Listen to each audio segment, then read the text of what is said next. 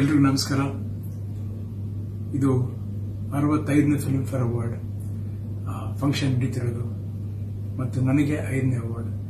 ನಟ ಪುನೀತ್ ರಾಜ್ಕುಮಾರ್ ಮತ್ತೆ film fair ಪ್ರಶಸ್ತಿಯನ್ನ ಪಡೆದುಕೊಂಡಿದ್ದಾರೆ. 5ನೇ ಬಾರಿ ಕಪ್ಪು ರಾಜಕುಮಾರಿಯನ್ನ ಪುನೀತ್ ಮುಡಿಗೇರಿಸಿಕೊಂಡಿದ್ದಾರೆ. ಪ್ರಶಸ್ತಿ ಪಡೆದ ಪುನೀತ್ ತಮ್ಮ ಸಂತಸವನ್ನ ಈ ರೀತಿ ಹಂಚಿಕೊಂಡಿದ್ದಾರೆ.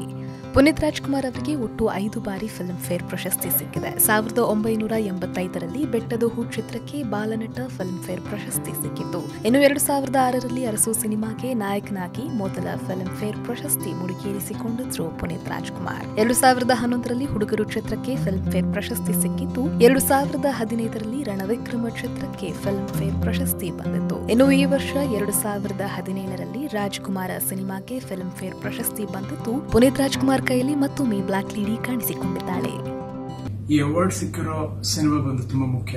ಯಾಕಂದ್ರೆ ಇಡೀ ಕರ್ನಾಟಕ ಈ ಸಿನಿಮಾ ನೋಡಿ ಕೊಂಡಾಡಿ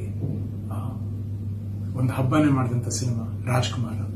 ಸೊ ಈ ಸಿನಿಮಾಗಾಗಿ, ರಾಜ್ಕುಮಾರ ಸಿನಿಮಾಗಾಗಿ, ನಮ್ಮ ತಂದೆಯವರ ಹೆಸರಲ್ಲಿ ಮಾಡಿದಂತ ಸಿನಿಮಾಗಾಗಿ ನನಗೆ ಅವಾರ್ಡ್ ಸಿಕ್ಕಿರೋದಕ್ಕೆ ತುಂಬಾ ತುಂಬಾ ಥ್ಯಾಂಕ್ಸ್ ಅಂತ ಹೇಳಲಿಕ್ಕೆ ಇಷ್ಟಪಡ್ತೀನಿ ಫಿಲ್ಮ್ ಫೇರ್ಗೆ.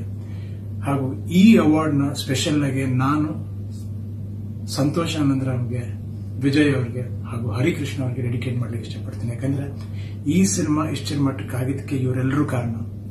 ಇನ್ನೂ ದೊಡ್ಡ ಸಕ್ಸಸ್ ಮಾಡೋದಕ್ಕೆ ನೀವೆಲ್ಲರೂ ಕಾರಣ. ಹಾಗಾಗಿ ಎಲ್ರಿಗೂ ಧನ್ಯವಾದಗಳು. Thank you so much. ನಮಸ್ಕಾರ. ಹಾಯ್ ಎಲ್ರಿಗೂ ನಮಸ್ಕಾರ. ನಾನು ನಿಮ್ಮ ಪ್ರೀತಿಯ ಧ್ರುವ ಸರ್ಜಾ.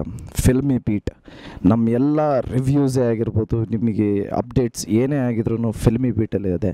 ಸೊ ನೀವೆಲ್ಲರೂ ನೋಡಿ ಸಬ್ಸ್ಕ್ರೈಬ್ ಮಾಡಿ ಅಂತ ನಾನು ಮಾತು ಮುಗಿಸ್ತಾ ಇದ್ದೀನಿ. Thank you so much. ಜೈ ಆಂಜನೇಯ.